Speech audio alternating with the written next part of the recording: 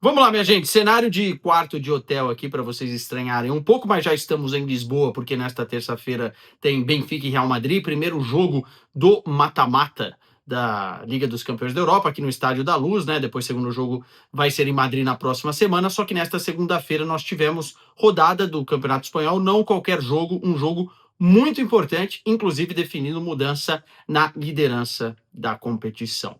O Barcelona foi visitar o Girona, 24ª rodada de La Liga, saiu na frente no placar na segunda etapa com o Cubarsí, mas acabou tomando a virada. E com isso, depois de 10 rodadas, tá? Desde a 14ª rodada, o Barcelona era líder e perde a liderança, porque o Real Madrid ganhou o seu jogo no final de semana. O Barcelona queria pelo menos empatar contra o Girona, que é um jogo traiçoeiro fora de casa.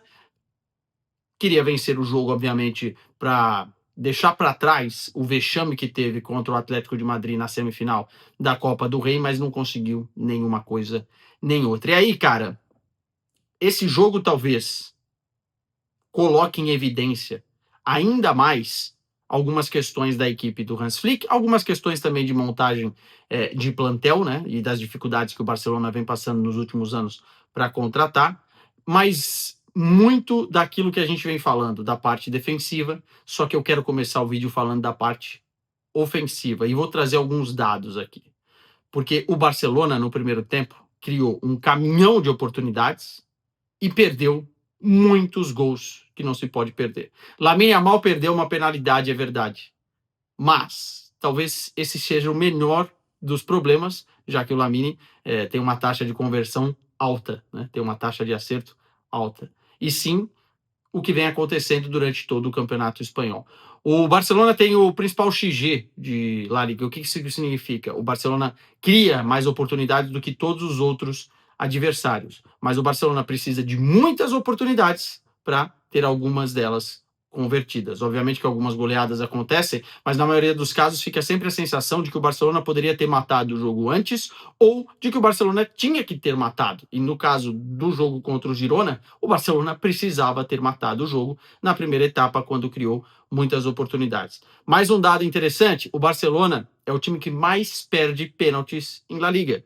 De 7 penalidades, perdeu 3 ocasiões. Quer mais um dado importante? 26 bolas na trave. É o time que mais acerta a trave na competição. Mais uma vez no jogo desta segunda-feira, isso ficou evidente. Acertou o Lamine na penalidade, que perdeu, mas também teve outra bola na trave no primeiro tempo, em que poderia ter convertido em gol e que poderia ter aproveitado o melhor momento. Linear a isso, paralelo ao que estava acontecendo ofensivamente, as chances que o Barcelona perdeu, tem também as que o Barcelona sofreu. Mas isso é um papo talvez mais para a segunda etapa do que para o primeiro tempo. O Hans Flick tem um sério problema nas mãos. O time sem a presença do Pedri perde tanto ofensivamente, pela capacidade de criação, de aceleração, de verticalização das jogadas, do acerto de passe, de mudança de lado de campo de ataque, né? Com mais fluidez, com mais facilidade, quanto também defensivamente. O Pedri, na temporada passada, para quem não se lembra, foi líder de desarmes, né? É um jogador que tem essa capacidade não apenas de ser um cara que prende a bola e trata a bola para que o Barcelona tenha mais objetividade e mais eficiência, mas também consegue defensivamente recuperar muito. E com a presença de outros jogadores no meio-campo, como o Dani Olmo, que tem características totalmente mais ofensivas do que defensivas, o próprio De Jong, que não consegue cumprir a função do Pedri nessa questão defensiva, e o Firmino, o time perde muito o combate. Ok, com a volta do Rafinha, voltou a ter um pouco mais de pegada lá na frente, na primeira parte de pressão ao adversário. Mas, vale lembrar que o Rafinha não está a todo gás, né? E a saída do Rafinha aos minutos 60, depois que o Girona empatou o jogo, mostrou o quanto a equipe depende do Rafinha. O quanto sem ele parece um abismo. Parece que o Barcelona perde a alma, especialmente na questão de pressionar alto, de ter mais eficiência em recuperar a bola depois de perder. e logo na sequência, obviamente, nas tomadas de decisão lá na frente, né? No primeiro tempo, por exemplo, o Rafinha foi responsável pelo menos por 3, 4 ocasiões criadas, perdeu o seu gol, é verdade, algumas chances ele também fez parte dessa estatística de perder gols, mas foi o cara que mais gerou opções no ataque. O Lamine Yamal, além da penalidade, acabou perdendo um lance 1 contra 1 que não se pode perder. Um jogador do nível dele não pode perder. É óbvio que vai oscilar pela idade, tem toda essa questão, mas não pode perder, né? E isso faz falta, e fez falta ao Barcelona no segundo tempo. No segundo tempo, ficou evidente a questão defensiva, né? Primeiro, de capacidade de mudança de jogadores no plantel, tanto na parte de centroavante, o Ferran não fez um bom jogo, entrou o Leva e também não foi bem, quanto na parte defensiva. Me parece que o Barcelona está tendo muita dificuldade de encaixar a defesa, especialmente do lado direito, com o Koundé e o Cubarsí. Os adversários têm muita facilidade em encontrar os meios espaços ali, achar a linha de passe e chegar na cara do João Garcia. No segundo tempo, o João Garcia fez 2 milagres, no mínimo, e outras boas defesas, e o Girona teve muito mais oportunidades. É só pegar as estatísticas do jogo, a quantidade de vezes que o Girona conseguiu chegar, né? E curiosamente, depois que o Barça faz 1-0 no gol do Cubarsí, logo na sequência, o gol do Lemar, numa falha em conjunta, tanto de abordagem do lance do Cubarsí com o Koundé, e depois a virada vem num lance polêmico. Eu acho, tá? E aí vou abrir o parêntese para o lance, que teve uma falta no Koundé. O jogador entra com o pé um pouquinho mais acima, pega a parte de tornozelo do Koundé barra pé, e poderia ter sido revista pelo VAR. Mas eu também tenho muita dificuldade de colocar só nesse lance a culpa do Barcelona ter perdido o jogo. Porque teve outras oportunidades que o Barcelona defendeu tão mal que me parece que até chega a ser contraproducente colocar apenas a culpa na arbitragem. Acho que poderia ter sido revisto o lance, mas isso não garante nada que o Barcelona não tivesse tomado o segundo gol, o gol da, da virada.